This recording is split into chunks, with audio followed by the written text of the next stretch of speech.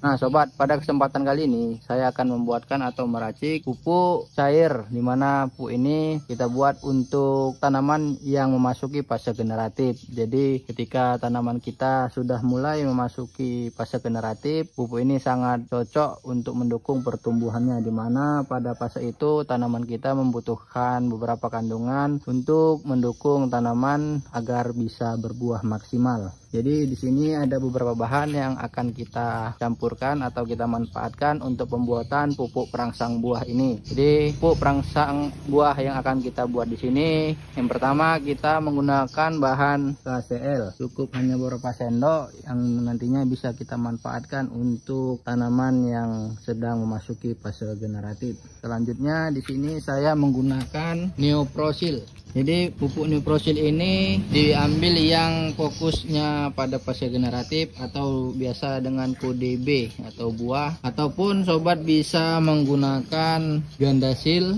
karena kebetulan tadi saya cari tidak nemu pupuk Gandasil, jadi kita bisa menggunakan Neoprosil. Nah kalau untuk kandungannya, karena dia memang difokuskan untuk buah, jadi kandungan P dan K nya lumayan tinggi. Itulah yang kita manfaatkan untuk pupuk yang kita racik ini, yang nantinya gunakan untuk perangsang buah. Lalu di sini bahan yang terakhir yaitu Ajinomoto atau micin. Sobat bisa menggunakan micin merek apa saja yang mana gampang ditemukan di sekitar.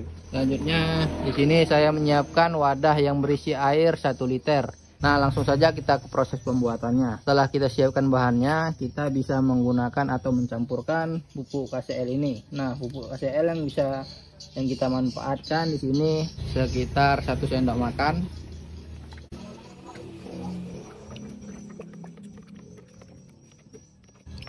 Lalu kita aduk sampai merata dan tidak ada yang mengendap atau menggumpal lagi.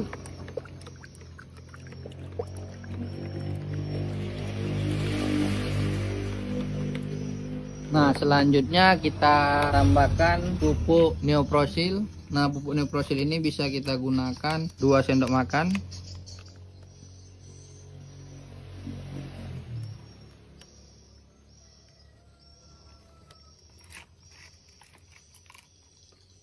Lalu kita aduk sampai merata dan tercampur homogen.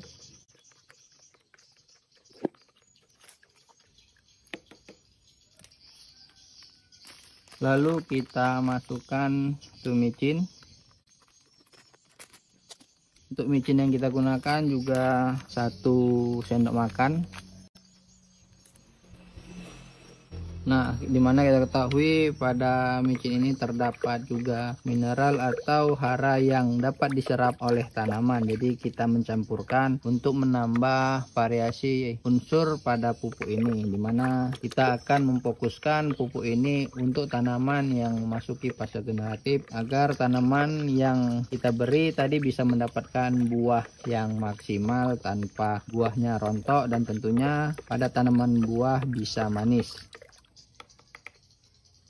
Nah setelah kita campurkan bahan-bahannya, pupuk cair ini sudah bisa kita aplikasikan. Nah ketika kita aplikasikan, untuk 1 liter ini bisa kita larutkan atau kita gunakan untuk 1 knapsack. Ataupun sobat bila ingin mengaplikasikannya secara kocor, pupuk ini bisa sobat larutkan lagi. Untuk takarannya bisa sobat larutkan per 20 ml untuk 1 liternya, dan itu bisa diaplikasikan atau dikocorkan langsung ke tanaman. Nah jika ingin di sprayer, kita bisa lakukan lagi pengenceran yang lebih sedikit dengan takaran 5-10 ml per liter air. Jadi itu bisa kita aplikasikan ketika kita mau spray. Nah pupuk ini bisa kita langsung aplikasikan, dan ingat, untuk aplikasinya kita harus menjaga intervalnya, yaitu seminggu sekali agar mendapatkan hasil yang maksimal. Karena ketika kita tidak rutin atau tidak menjaga intervalnya, pemberian pupuk ini bisa saja tidak maksimal pada tanaman kita. Oke sobat, sekian pembuatan pupuk cair pelebat buah ini. Jadi sobat, dengan tingginya harga pupuk sekarang, kita bisa berinovasi untuk mendapatkan variasi atau manfaat dari pupuk yang akan kita aplikasikan tadi lebih maksimal. Jadi dengan menggunakan beberapa bahan dan dosis yang secukupnya, kita bisa mendapatkan hasil yang maksimal dari penggunaan pupuk ini. Oke sobat, sekian dari saya. Assalamualaikum warahmatullahi wabarakatuh. Salam tani.